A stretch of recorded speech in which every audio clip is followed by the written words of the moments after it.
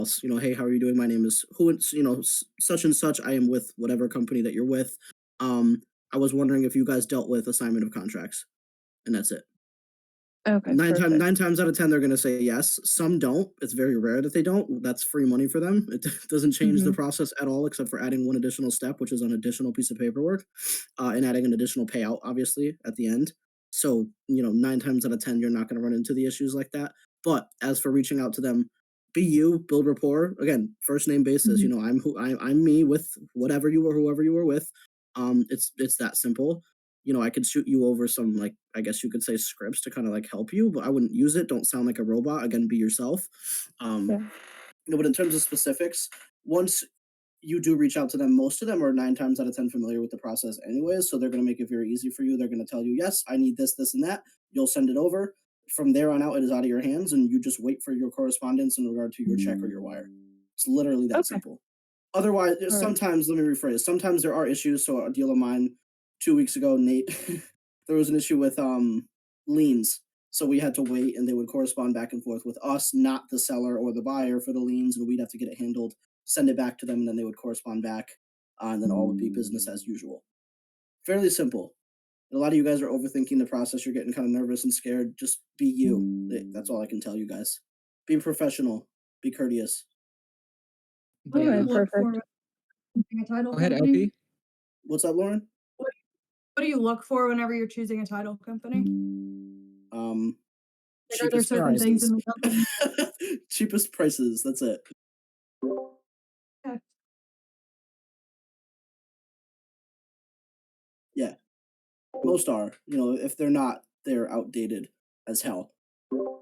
Especially now, in today's day and age, where wholesaling is kind of becoming saturated and everything knows what it is. And like what Nate just said, Legacy Title is reputable, and around Dallas, Texas. For those of you that are there. For those of you that are in the Northeast, Michael C. Lima Law Firm, great, love them. It's the only one that I use. Anybody from California? Um, not that I I'm in the know LA of. area. I have a Uh, realtor that's down there. That's a part of this right. group, though. I can connect So, you with so him. in this case, like, let's say that Chris and Oh, I didn't good. know like of a reputable title company or attorney in your state. Well, I mean, they're really a Google search away, guys. You do title. So also, let me be clear here. There's a difference between title company states and title attorney states. It's really important to know which one's which. For example, Texas, California, Florida, Connecticut, title company states. But things like New York, West Virginia, Louisiana, Indiana, that's title attorney states.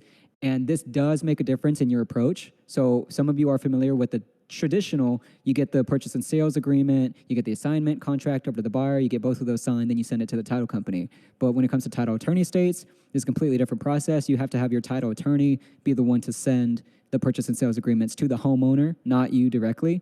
It's just a little bit different. It's really important to know which one's which. Now, you can try to Google it yourself, but we have a list, a state by state list that tells you exactly what state is what, in our VIP section. But again, we'll get to that later. But the point is, it's really crucial to know, like, okay, if you're going to be wholesaling in Georgia, well, can you use a title company or do you have to use a title attorney? So it's important to understand that because it's step one in the process. Oh, and then if you're trying to look for a title company or title attorney with wherever you are, and maybe Chris and I don't know of any reputable ones, then they're a Google search away. You know what I'm saying? Like, let's say you're in New York, for example, which is a title attorney state. You would just Google, hey, title attorneys in Amsterdam, New York, or um, wherever you are, and then give them a call. Ask them if they work with wholesalers and or assignment of contracts, if they're familiar with assignment-based title work. They'll say, yeah, I've done this for 14 years, blah, blah, blah. Or like, no, we don't really do that. We just handle your typical real estate stuff. Then that's whatever. You go into the next one. It's not too difficult. Not too difficult. It'd take maybe like one afternoon to find one. Thank you. Yes, absolutely. Next. Who would like to go next? Any question? Could be anything. So I was just curious. So for example, like let's say if you talk to a seller and they say that they're not interested in selling the house to a wholesaler, how would you go about in like let's say like like to giving a response to that? I would insist that I think I responded to this earlier. I think not from you though. What did I say? Oh, I said something along the lines of Not even if I can bring you a buyer that can meet you at your price, that can meet you at a number that you're happy with? Question mark. I think the answer, what I'm trying to say is insist. Like, hey, well, I think what it is when people say that is they're tired of the BS that comes with some wholesalers who don't know what they're doing, or that come off rude, or just honestly that come off amateur. At that point, they know what a wholesaler is, and they're really like insistent on not working with you, pretty much. But at that point, I really think there's really only one card you can play, and that's insisting like, hey, well, not even like if it's at a number that you're happy with. I mean, and you could say something along the lines of, it couldn't hurt to throw out a number, and it couldn't hurt for me to check amongst my network to see if somebody can meet you at your number, don't you think? Question mark. And then see if they bite that. But again, at that point, they've probably been so burned by other wholesalers who have rubbed them the wrong way. That's probably the only reason why they're saying that. So you just want to meet them with kindness, meet them where they're at, keep their intentions at what's it called? Yeah, keep their intentions in mind. You know, what are they trying to do, and just try to offer that. Try to be the solution to their answer here. Solution to their problem. Excuse me. Sure, thank you. And one more question, sorry, if you don't mind, Nate. Yeah. Okay, so I was also wondering, like, for example, so I had a call with one of the seller, and he was very insistent on like keeping his, because he was already on market, right? So because I Yeah. found him on Craigslist, so he's very, he was telling me like he wants to have his house still on the market even after he signs the deal, like after he signs the contract with me. Like, is that When you're saying on not the okay. market, do you mean with a realtor, or are you just saying it was listed on Craigslist? it was listed on Craigslist? Yeah, That's what so I mean. that's still considered off market. That's fine. Okay, so if you- I wouldn't sweat it. Normally, it's best to try, obviously, not to. If it is listed on something like that, have them remove it. But if he's going to be a pain over it, it doesn't matter. Let's So go if ahead he and be needs clear to- here. He's not allowed to re-enter a contract after he does with you, as long as that's in your clause. If he's telling you to remove that from your contract, then walk away. Yeah.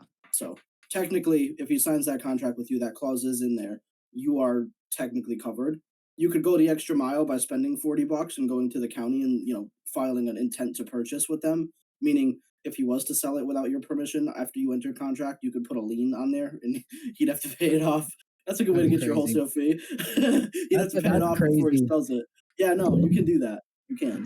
But let's be clear here. So for some people who might be a little bit lost on that, so we're talking about on-market versus off-market properties. Now, I think the confusion here with Shaq is that his seller, wanted him to, yeah, we're gonna get in contract, we're gonna get this under contract, but he wants to keep his hooks out in the water, so he wants to leave his house for sale on Craigslist. Yeah. Well, that's Let him not lead technically his lead out. He ain't catching shit. right. So that's not technically on market. What on market means, somebody went out, got a real estate agent to put this on market. And that's different. It's not just like, oh, it's for sale, because houses that are for sale by owner, those aren't on market.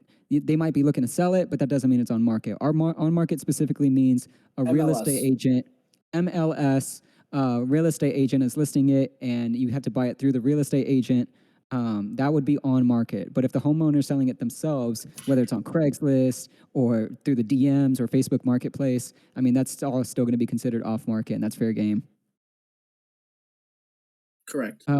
Yeah, and if they get it and then of course the last part of that is, if you get them under contract, then they really cannot accept any other offers after that. I mean, that is a legally binding agreement. Purchase and sales, that's the whole point of the agreement. It's a purchase and sales agreement. The homeowner is agreeing to sell you the property at the price that you said during this allocated time slot until the contract expires or you cancel. So during that time, if somebody comes in and says, oh, I'll give you 150, but you got it at 130, they can't just be like, well, this guy offered me more, so, you know, peace out, you know. That's legally not allowed, and you are in your rights to take action on that if you need to. So, for example, that does happen, and let's say you do find a buyer for the price you agreed on, right? Let's say you bring the buyer, and then he already has somebody else that's looking to pay more. So, what would happen in that case? Like, does he have to go with you, or like, how would that work? Well, I don't know if I'm legally, yeah, but then of course there's that kind of headache where now you gotta open up, what is it, Chris, a civil thing? One more time. Sorry, I stepped away for 30 He's asking, seconds. in the event that there are those bad apples where they get under contract with you, you go out and you get a buyer, you come back, and they've accepted an offer that's higher while they were under contract with you. I mean, what's the best option there? I mean, if it's worth it to you, you can go after them. But if you're new to this, I wouldn't bother because you're gonna lose. What it is, bro, it's you're legally in your rights to, yeah, take action and you would probably win. But this is gonna, then it's a question of like, how much does it matter to you as far as like how long like you want to put up with the process? You know, it's a process, bro. You gotta like a lot of paperwork. um, you know, and for beginner wholesalers, some of you might feel like I'm probably better off just going on to the next deal. But don't be too thrown off by that, because the point of the contract, ideally, you know, is those bad apples out there would know better and they understand like, yeah, that's the point of the contract, and you make that pretty clear, or at least what's understood doesn't have to be explained. You know what I mean? Right on. For some reason, okay. Nate, see your DMs real quick. All right. Anyone else? Questions? What's up? Mirza. Anyone? Jason, you had a lot of questions last time. Some of you are new here.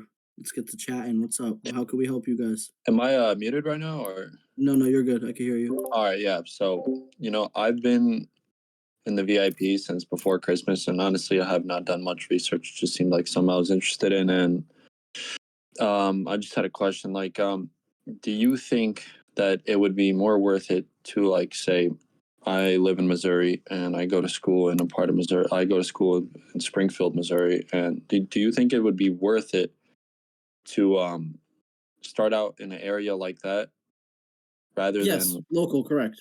local? 100%. Start local instead of 100%. Not virtual. Virtual wholesaling is in its name itself. It's virtually impossible. You guys can keep chasing a dream if you'd like. No, that, And if any that and makes if any sense. of you want insight as to why, feel free to ask, and I will gladly explain why. I'll be the guy. I'll be the guy, Chris. Hey, so why shouldn't I do virtual Really? wholesaling like the guy on? Hold on, because maybe some people are afraid. But the guy on TikTok told me that I can wholesale from anywhere and make tens of thousands of dollars. You can, and McPin's a good example as to how you can. Thousands of calls later, hundreds of hours spent. It's better to work for where you are. Build your network, build rapport with realtors, buyers, developers, stuff like that in your local area. Build a business for yourself. Build your brand. Become someone where you are. It's easier to work hands on. It's easier to drive for dollars. You're looking at these properties real time. You're using the software to analyze these properties instead of searching for leads after leads. All the leads you're calling, someone else has called those same leads. There are thousands and Right. hundreds of thousands of you guys that are thinking that virtual wholesaling is the like money glitch or some shit, and it's not. The only one here that has closed a virtual wholesale deal is McPin. It's because he hand dialed 4,000 calls. Not one of you has, so don't tell me you have, because I know it's cap, and not one of our VIP members or our free members have either. It's Because virtually yeah. impossible. Because What's up? McFinn.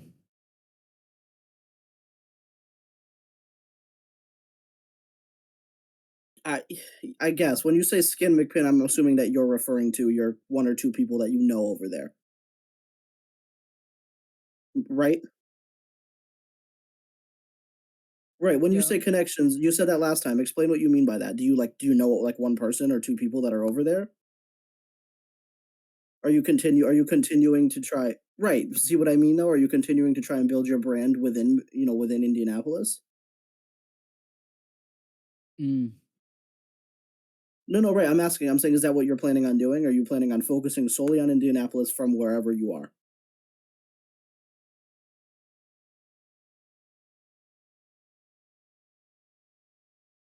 There we go. Okay. No. I was just curious. I'm saying in terms of branding yourself there, how are you doing so? Are you in like the local Facebook groups? Like, how are you actively building that network? One person's not going to cut it. Okay. Cool. Okay. All right. Yeah. Cool.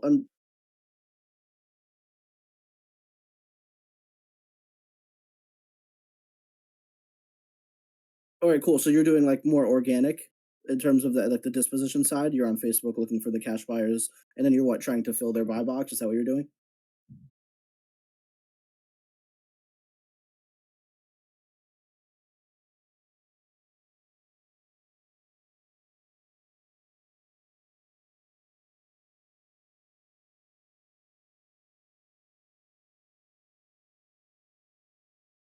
Okay, okay, cool. Do that. In terms of acquisition, McPin, I'm assuming that you're still doing what you were doing before, right? You're downloading hundreds of leads and you're calling them.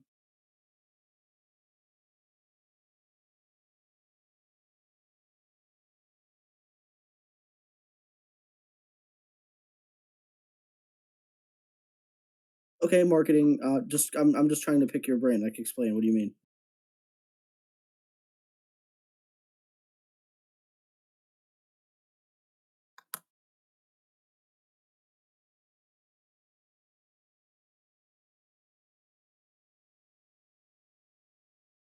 Okay, and is that working out?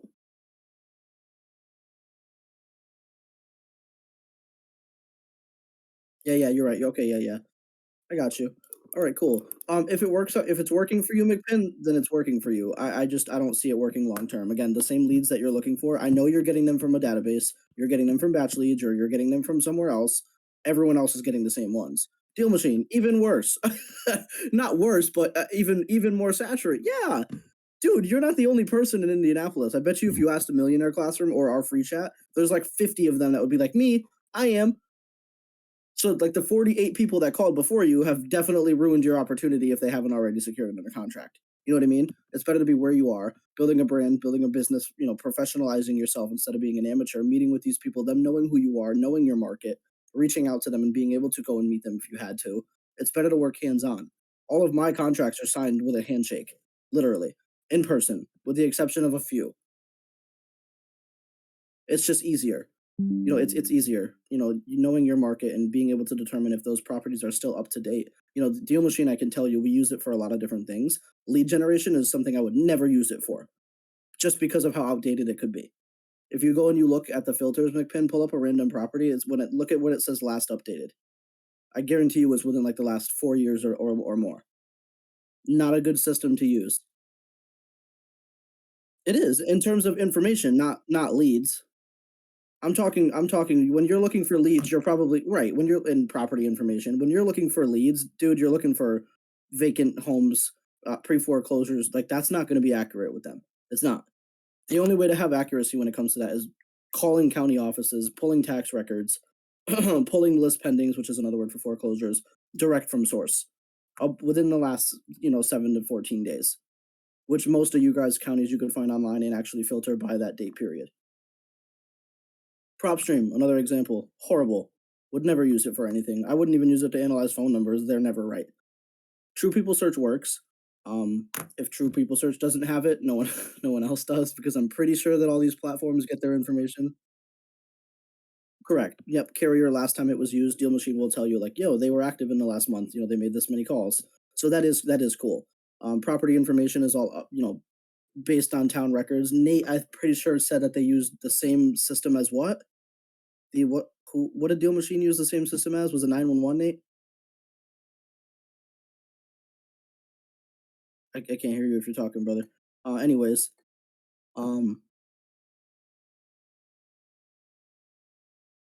I would advise them in their local market, continuing to work in their local market, using those property records, right? Using those property records and working it that way. Oh my gosh, Uploading your there it leads is. through- Jeez there you Louise, go. I've been trying to jump Uploading in your for a leads minute. through Deal Machine, using those property records.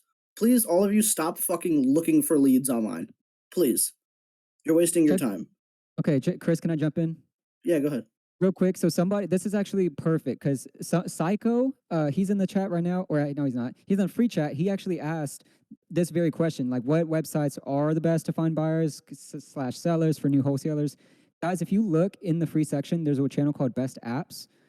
So Deal Machine, you've heard us mention Deal Machine a lot. That's because it really is accurate. You've heard us say that it does have it uses the same directories as 911 operators, guys. So as far as accuracy goes, it works. So that channel has a bunch of links that'll give you the top apps that we've come across. So as far as getting leads, great reviews as far as batch leads. As far as dialers, batch dialer works very well. I've used it. If you like to leverage AI, Lead Flow will give you a score based on how likely the home is going to sell at a discount, how likely it's going to sell for wholesalers, etc.